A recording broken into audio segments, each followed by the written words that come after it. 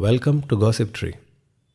వ్యాస మహాభారతం ఆధారంగా చెప్పుకుంటున్న అరణ్యపర్వ కథలోకి స్వాగతం. దుర్యోధనుడి ఘోషయాత్ర, కర్ణుడి పలాయన యాత్ర పూర్తయ్యాయి.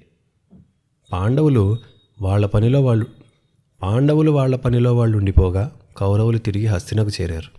భీష్ముడు ఎదురుగా నిలబడున్నాడు. ఆయన మొహం చూసే దుర్యోధనుడికి అర్థమైపోయింది. కర్ణుడు, దుశ్శాసనుడు, శకుని ఈ దుర్యోధనుడి వెనకే నిలిచున్నారు. భీష్ముడు సూటిగా సుయోధనుని కళ్ళలోకి చూస్తూ అన్నాడు, నాయనా, నీవు అడవులకి వెళ్ళకముందు చెప్పాను, వెళ్ళొచ్చాక చెప్తున్నాను. నువ్వు చేసిన పని నాకు అస్సలు నచ్చలేదు. ప్రతి మనిషి తను ఎలాంటివాడో ఎంతటివాడో చూసుకోవాలి. వాడి శక్తి సామర్థ్యాలు తెలుసుకుని మెలగాలి. ఉన్నదాన్ని ఒప్పుకొని లేనిదాన్ని వృద్ధి చేసుకునే ప్రయత్నం వినయంతో చేయాలి. నీకు కానీ నీ వెనక నక్కి ఉన్నవారికి కానీ అది తెలీదు. కర్ణస్య చ మహాబాహో సూతపుత్రస్య దుర్మతేహే నాపి పాదభాక్ కర్ణ పాండవానాం నృపోత్తమ ధనుర్వేదే చ శౌర్యే చ ధర్మే వా ధర్మవత్సల. మళ్ళీ చెప్తున్నా, పాండవుల శౌర్యంలోనూ ప్రతాపంలోనూ తపస్సులోనూ శక్తిలోనూ ఈ కర్ణుడు 10వ వంతు చేయడు. నీ కళ్ళ ముందే నువ్వు చూసావు. గంధర్వులు మన సైన్యాన్ని కట్టడి చేస్తుంటే కయ్యానికి దూకినవాడు మరొక రథం ఎక్కి పారిపోయాడు. సిగ్గుచేటు. ఒక వీరుడు చేసే పనేనా అది? అలాంటి వాడు ప్రగల్భాలు పేలటం, నువ్వు దాన్ని నమ్మి వెళ్ళి ఇదిగో ఇలా నెత్తి మీదకి తెచ్చుకోవటం విచక్షణ ఉన్న పనులేనా అవి అని అడిగాడు. పిచ్చి తిట్లు అనమాట.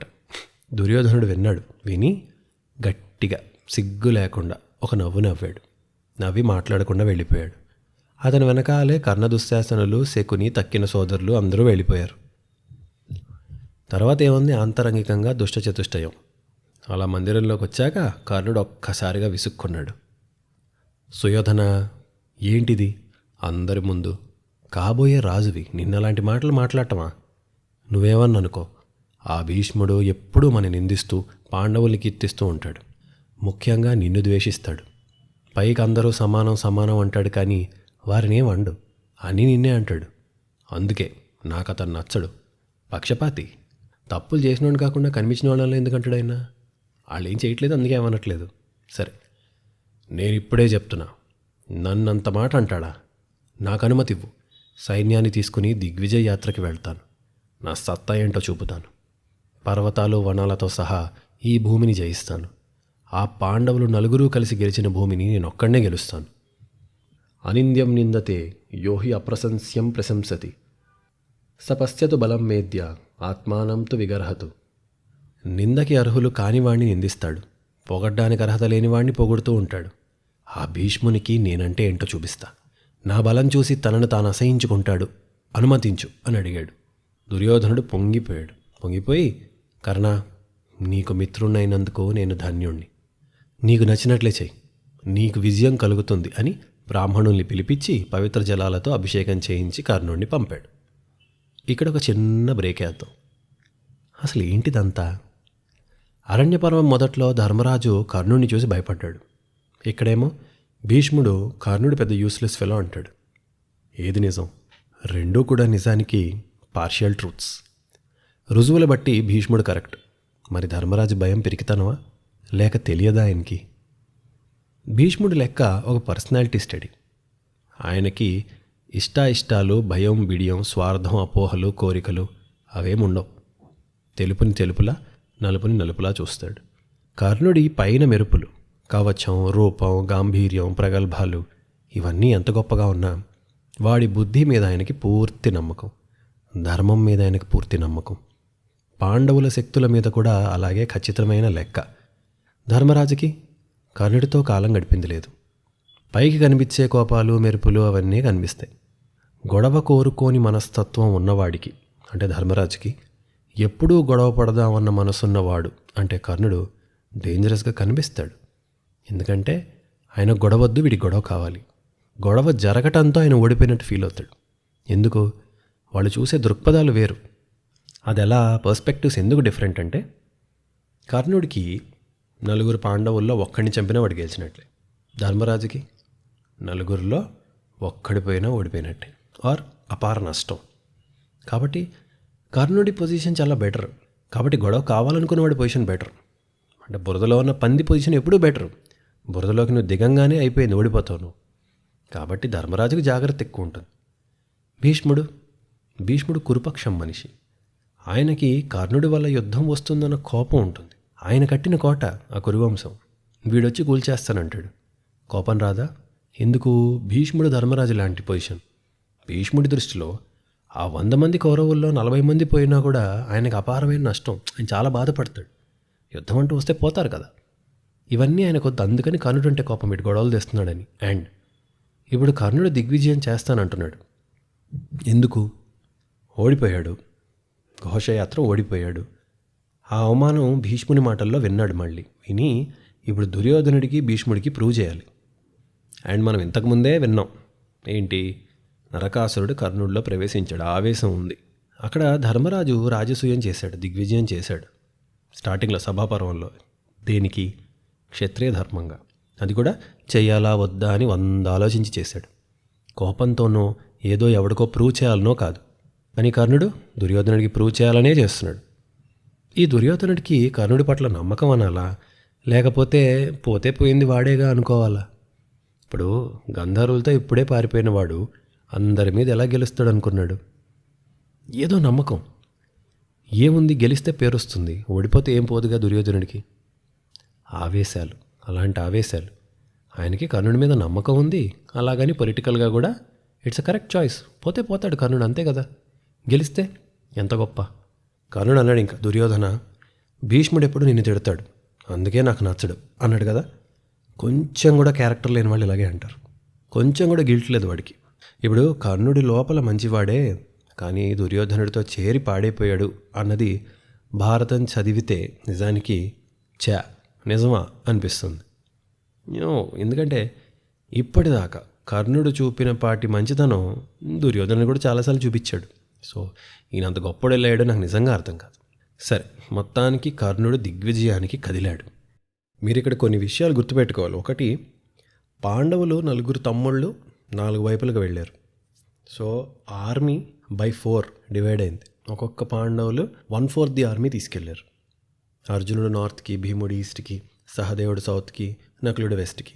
1/4 ది ఆర్మీ. కర్ణుడు మొత్తం పాండవుల ఆర్మీ, కౌరవుల ఆర్మీ అంతా కలిపి కర్ణుడు ఒకటి తీసుకెళ్ళాడు.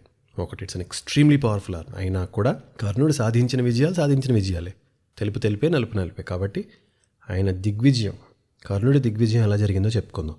మహాయుద్ధం చేసి వీరుడైన ద్రుపదుని లొంగపరుచుకున్నాడు.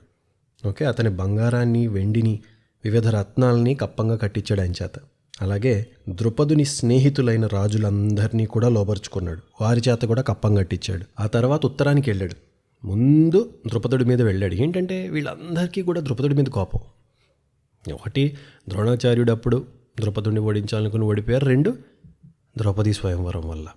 సో ద్రౌపదుడికి పెద్ద దెబ్బ తగిలింది. వెళ్ళాడు. దాని తర్వాత ఉత్తర దిక్కుపై దండెత్తి అక్కడున్న రాజుల్ని వశపరుచుకున్నాడు. భగదత్తుడిని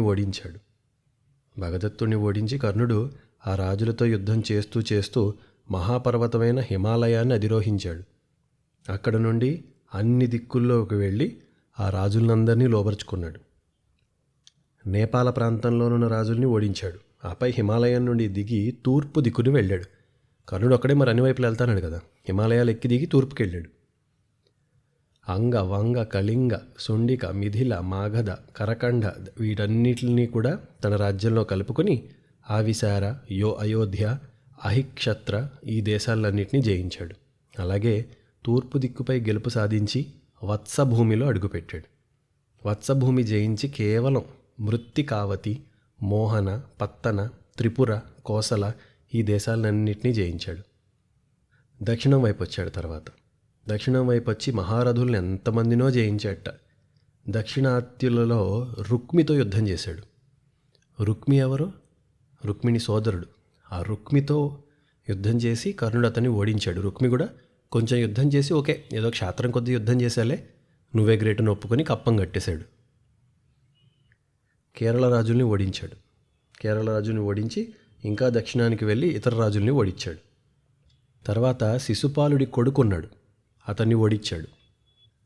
ఆ శిశుపాలుడి కొడుకుని అంతకుముందు భీముడు, శిశుపాలుడు ఉన్నప్పుడు వెళ్ళి శిశుపాలుడు యుద్ధమేం చేయాల, భీముడితో ఫ్రెండ్షిప్ చేసి కట్టేశాడు. ఆ కొడుకు ఇప్పుడు పాలిస్తున్నాడు. వాడిని ఓడించాడు కర్ణుడు. అలాగే అవంతి రాజుని సామోపాయంతో గొడవలేం లేకుండా ఫ్రెండ్లీ మాటలతోనే ఇది చేసుకుని కప్పని తీసుకుని వచ్చాడు. ఇలా తూర్పు, పడమర, ఉత్తర, దక్షిణ ఈ 4 దిక్కుల్లో భూమినంతా జయించాడు. జయించిన వీరకర్ణుడు మ్లేచ్ఛ, ఆటవిక, గిరిజన, భద్ర వీళ్ళందరినీ కూడా అంటే ఈ ట్రైబల్స్ని కూడా గెలిచాడు. ఇలా కర్ణుడు ఈ భారతదేశంలో ఉన్న అన్ని వైపులా ఉన్న కొంతమంది రాజుల్ని జయించాడు. ఒకటి ఏంటంటే ఇంకో విషయం మీరు తెలుసుకోవాలి. అంతకుముందు పాండవులు ఎవరినైతే ఓడించారో వాళ్ళలో చాలామందితో కర్ణుడు యుద్ధం చేయలేదు.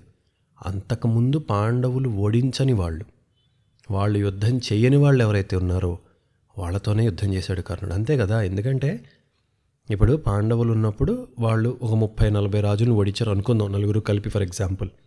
వాళ్ళందరూ యాజ్ పర్ అగ్రిమెంట్ పాండవులకి విధేయులు. పాండవులు అడవుల్లోకి వెళ్ళిపోతూ వాళ్ళ ఆస్తి అంతా వాళ్ళ ప్రాపర్టీ, వాళ్ళ పవర్ అంతా కౌరవులకి వెళ్ళిపోయింది. కాబట్టి యాజ్ పర్ అగ్రిమెంట్ వాళ్ళు ఏం తిరుగుబాటు చేయరు.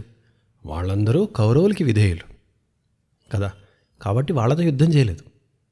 కర్ణుడు 4 వైపులా వెళ్ళి దిగ్విజయ్ ఆ యుద్ధం ఎవరి మీద చేశాడు?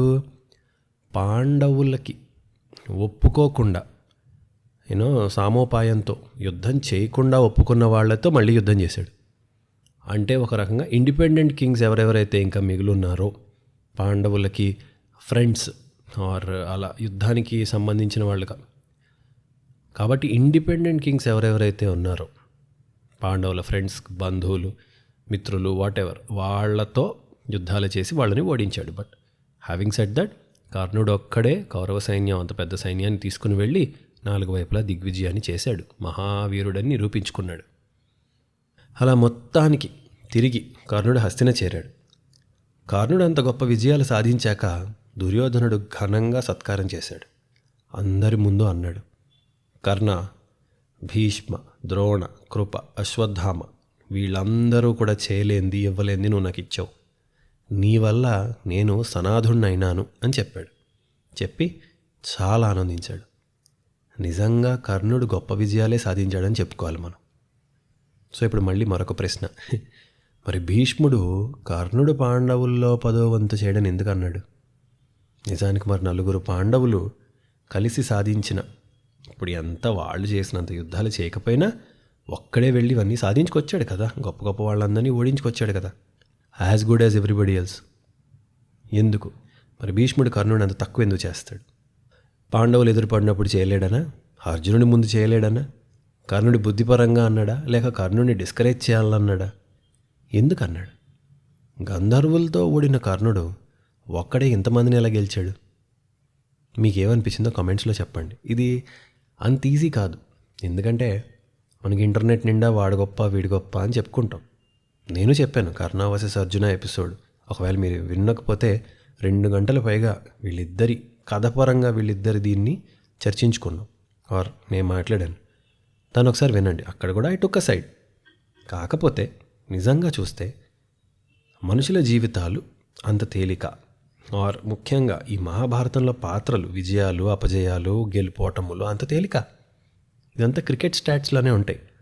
ఇప్పుడు Virat Kohli, Joe Root, Babar Azam, Steve Smith వీళ్ళు ఉంటారు. టెస్ట్ క్రికెట్లో ఎవడు బెస్ట్ బ్యాట్స్మెన్ అని ఒక డిస్కషన్, ఒక చర్చ వస్తుంది. అందరూ బాగానే ఉంటారు. కొన్నిసార్లు ఒకసారి ఒకడు ఫెయిల్ అవుతాడు, ఇంకోసారి ఇంకోటి ఫెయిల్ అవుతాడు. ఎట్టకేలకు ఎవడు గొప్ప అని ఎలా తెలుస్తాం? బహుశా అలాగే ఉంటాయేమో ఈ చర్చలన్నీ. క్యారెక్టర్ పరంగా మళ్ళీ చెప్తున్నా, కర్ణ వర్సెస్ అర్జున ఎపిసోడ్ వినండి. క్యారెక్టర్ పరంగా కర్ణార్జునుల్లో నాకు ఎటువంటి అనుమానం లేదు, కర్ణుడు చాలా తక్కువ. వీరుల పరంగా కూడా యాజ్ రిజల్ట్స్ని చూసుకుంటే, జరిగిన పర్యవసానాల్ని, జరిగిన యుద్ధాల్ని, వచ్చిన ఫలితాల్ని పరిశీలించుకుంటే అర్జునుడు గొప్ప. కానీ అలాగని కర్ణుడు పనికిరానివాడా? కాదు. ఎంత పనికొచ్చేవాడు? తెలీదు. సరే, ఈ ఒక్క ఎపిసోడ్ ఆధారంగా ఇందాక అడిగినట్లు మీ ఒపీనియన్ ఏంటి చెప్పండి. మర్నాడు ఉదయం కర్ణుని దుర్యోధనుడు పిలిచి తన మనసులోని మాట ఒకటి చెప్పాడు. కర్ణ, నీ వల్ల నేడు భూమంతా నాదైంది. అయినా నాకు రాజసూయం చేయాలనుంది. ఆ యాగం ఆనాడు ధర్మరాజు చేసి అందరు రాజులు కానుకలు ఇవ్వగా పుచ్చుకున్నాడు. అది నాకు కావాలి అని దుర్యోధనుడు చెప్పాడు. కర్ణుడు, ఓ తప్పకుండా, రాజులందరూ నీ అదుపులో ఉన్నవారే కనుక బ్రాహ్మణుల్ని ఆహ్వానించి నేడే రాజసూయానికి సిద్ధం కమ్మని చెప్పాడు. దుర్యోధనుడు పురోహితుల్ని పిలిచాడు. పిలిచి ఉత్తమమైన దక్షిణలు పుచ్చుకుని నా చేత రాజసూయాన్ని జరిపించాడని చెప్పాడు. ఆ పురోహితుడు వెళ్ళి మిగతా బ్రాహ్మణులతో సంప్రదించి అందరూ కలిసి వచ్చి దుర్యోధనుడితో అన్నారు, నీ వంశంలోనే ధర్మరాజు ఇంతకు ముందు రాజసూయం చేశాడు. అతను జీవించి ఉండగా మళ్ళీ అదే వంశానికి చెందిన నీవు రాజసూయం చేయరాదు. 2 ధర్మరాజు అంటే పెద్దవాడు, కానీ ఇక్కడ నీకంటే పెద్దవాడు నీ తండ్రి ధృతరాష్ట్రుడు ఉన్నాడు కనుక నీ పేరు మీద రాజసూయం చేయరాదు అని చెప్పాడు. రాజసూయంతో సమానమైన మహాక్రతువు మరొకటి ఉన్నది, అది చేయొచ్చన్నాడు. అంటే బ్రాహ్మణులు ఎప్పుడూ అంతే కదా, కుదరదు అని చెప్పేందుకు మాత్రమే కాదు, వేరే ఆల్టర్నేటివ్ కూడా చెప్తారు. అలా చెప్పాడు. చెప్పి, నరోత్తమ, నీ కిందున్న రాజుల చేత కప్పం కట్టించు. ఆ కప్పంతో ఒక బంగారు నాగలి వేయించు. ఆ నాగలితో యజ్ఞభూమిని దున్నించు. దున్నించాక ఆ భూమిలో యథాశాస్త్రంగా వైష్ణవ యాగం చేయించమన్నాడు. అది రాజసూయంతో సమానం. అది చేసినవాడు విష్ణువుతో సమానం. అప్పుడు లాస్ట్లో ఒక మాట అన్నారు వాళ్ళు, ఇది మాకు ఆమోదం, నీకు శ్రేయస్కరం కనుక చెయ్యొచ్చు అన్నాడు. అంటే చూడండి, ముందు పెద్దలు ఒప్పుకోవాలి. ఒప్పుకొని దాని తర్వాత నీకు శ్రేయస్కరం, నీకు మంచి జరిగేది అయి ఉండాలి. ఆ 2 అయింది కనుక అది చేయమన్నాడు బ్రాహ్మణుడు. దుర్యోధనుడు సరేనని తప్పకుండా అని తమ్ముళ్ళని, శకుని, కర్ణుల్ని వీళ్ళందరినీ పిలిచి యజ్ఞానికి ఏర్పాట్లు చూడండి రా అన్నాడు. వాళ్ళంతా సిద్ధం చేశారు. శిల్పులు, బ్రాహ్మణులు, ఎవరి పనివారు అందరూ కూడా చక్కగా కలిసి ఘనంగా ఏర్పాట్లు చేశారు. పెద్దలు విదురుడు, భీష్ముడు, రాజు, రాణి గాంధారి, ద్రోణుడు, కృపుడు అందరూ కూడా చాలా సంతోషించారు. దూతల్ని పంపి అందరు రాజుల్ని ఆహ్వానించమని చెప్పారు. అయితే దుశ్శాసనుడు ఒక దూతని ద్వైతవనానికి పంపి ధర్మరాజుని, పాండవుల్ని కూడా పిలవమని చెప్పాడు. దూత వెళ్ళి చెప్పాడు. అలా అడవుల్లోకి వెళ్ళి చెప్తే ధర్మరాజు సంతోషించి, సుయోధనుడు చాలా గొప్ప యాగం చేస్తున్నాడు, మంచిది నాయనా, మా అభినందనలు. అయితే మరి మేము 13 ఏళ్ళు హస్తినంలోకి రాకూడదు, అడవుల్లో ఉండాలి కదా, కనుక ఆ యాగానికి మేము రాలేంలే, వెళ్ళమన్నాడు. భీముడు అంత మంచిగా చెప్పలేదు. ముందుకొచ్చి, సరే దాంతోపాటు ఇది కూడా చెప్పు, నువ్వు 13 ఏళ్ల తర్వాత మరొక యజ్ఞం జరుగుతుంది, రణయజ్ఞం. అందులో ఆహుతిగా మీ దుర్యోధనున్నే వేశాక మళ్ళీ హస్తినంలోకి అప్పుడు మేము అడుగు పెడతామని చెప్పన్నాడు. మిగతా పాండవులు ఏం మాట్లాడలేదు. ఆ దూత తిరిగి వెళ్ళిపోయి అదే చెప్పాడు, అదే విషయాన్ని చెప్పాడు. మిగతా రాజుల్ని ఎలాగూ పిలిచారు, వాళ్ళు వచ్చారు. చాలా ఘనంగా వైష్ణవ యాగం జరిగింది, పూర్తయిపోయింది. అప్పుడు ఆ యాగం పూర్తయినాక అందరికీ ఇవ్వాల్సిన వాళ్ళకి కానుకలిస్తూ, మర్యాదలు చేస్తూ, దుర్యోధనుడు వీళ్ళందరినీ పలకరిస్తూ అలా అంతా జరిగిన తర్వాత కర్ణుడు లేచి అందరి ముందు ఒక మాట అన్నాడు. దుర్యోధన మహారాజా, త్వరలో పాండవుల్ని సంహరించి నీవు రాజసూయం చేయటాన్ని నేను చూడాలి. నువ్వు చేయగలవు, ఇది నా నమ్మకం, ప్రతిజ్ఞ అన్నాడు. దుర్యోధనుడు వెంటనే కర్ణుడిని వచ్చి గట్టిగా కౌగిలించుకుని, అవును సోదరా, మిగతా సోదరుల్ని చూస్తూ అన్నాడు, అవును సోదరా, ఆ దురాత్ములు పాండవుల్ని అంతం చేసి నేను రాజసూయం ఎప్పుడు చేస్తానో అంటూ అలా ఆలోచిస్తూ నిలిచాడు. ఎవ్వరేం మాట్లాడలా. కర్ణుడు అప్పుడు మళ్ళీ ఒక్కసారి సభంతా దద్దరిల్లిపోయేలాగా మధ్యలోకి వెళ్ళి రాజులందరి ముందు అన్నాడు, రాజరాజా, ఆ అర్జునుణ్ణి సంహరించే వరకు నేను ఒక శపథాన్ని పడుతున్నా. నేనెవ్వరి చేత కాళ్ళు కడిగించుకోను, ఎలాంటి మర్యాదలు అందుకోను, నీట పుట్టినవి ఏవి కూడా నేను తినను. ఎవ్వరు ఏది అడిగినా కాదనకుండా ఇస్తాను. ఇది నా ప్రతిజ్ఞ. ఇదొక అసురవ్రతం. ఈ అసురవ్రతాన్ని ఈ క్షణం నుండి పాటిస్తున్నాను అన్నాడు. అర్జునుడిని చంపటం నా లక్ష్యం అని ఒక పెద్ద సింహనాదం చేశాడు. కర్ణుడు అలా అనగానే ఆకాశంలోని పిడుగులు పడ్డాయి. రాజులందరూ, కౌరవులందరూ పెద్దగా అరిచి భళా కర్ణ, భళా అంటూ కీర్తించారు. దుర్యోధనుడి కళ్ళల్లో నీళ్లు తిరిగి ఎర్రటి కళ్ళతో కర్ణుడిని గాఢంగా మరోసారి కౌగిలించుకున్నాడు. దేనికి ఇంత వైరం? ఆలోచించండి, అసలు ఇంత వైరం దేనికి? కొట్టింది వీళ్ళు, పడుతోంది వాళ్ళు. మొన్నే ప్రాణాలు కాపాడారు దుర్యోధనుడిది. కానీ ఇప్పుడు కర్ణుడు ప్రతిజ్ఞ చేయగానే ఈజ్ ఎక్స్ట్రీమ్లీ హ్యాపీ, చాలా సంతోషించాడు. మహాభారతం ఎన్నిసార్లు చదివినా ఒక విషయం మాత్రం పదే పదే అనిపిస్తుంది. అంటే ఒక్కొక్కసారి ఒక్కొక్క కొత్త విషయం అనిపించిన కామన్గా ఒక విషయం అనిపిస్తుంది. మీరు కొంతమందితో ఎంత మంచిగా ఉన్నా వారు మీతో చెడుగానే ఉంటారు, అంతే, అది మారదు. సరే, ఇలా కర్ణుడు ప్రతిజ్ఞ చేశాడని ధర్మరాజుకి తెలిసింది. కర్ణుడి పరాక్రమాన్ని, సహజ కవచ కుండలాలని వీటన్నిటినీ తలుచుకుని బాధపడ్డాడు. మనసంతా దొల అయిపోయింది. కౌరవుల సమరకాంక్షకి ధర్మరాజు సరిగ్గా నిద్రపట్టక కొద్ది రోజులకి అక్కడ నుండి మరొక చోటికి కదులుదామని నిర్ణయించుకున్నాడు. శాంతి కోరుకునేవాడికి మనసులో ఎక్కడో అది రాకపోతే బాగుండు, హింస రాకపోతే బాగుండు అని అనుకుంటాడు కదా. అలాగే ఉంది ఆయనకి. కానీ తను ఎంత అనుకున్నా శాంతి రాదు అని తెలిసి ధర్మరాజు మనసులో ఇక యుద్ధం తప్పదేమో అని ఆ చీకాకు పడడం సహజం. ధర్మరాజుకి కర్ణుడన్నా అతని బలమన్నా నమ్మకం. అతని శక్తిని తలుచుకొని, అతని కోపాన్ని తలుచుకొని భయపడ్డాడు. మొత్తానికి పాండవులు గంధర్వులను గెలవటం, కర్ణుడు దిగ్విజయం చేయటం, అర్జునుని చంపుతానని శపథం చేయటం, ఇవన్నీ జరిగాయి. తర్వాత ఏమైంది నెక్స్ట్ ఎపిసోడ్లో వినండి.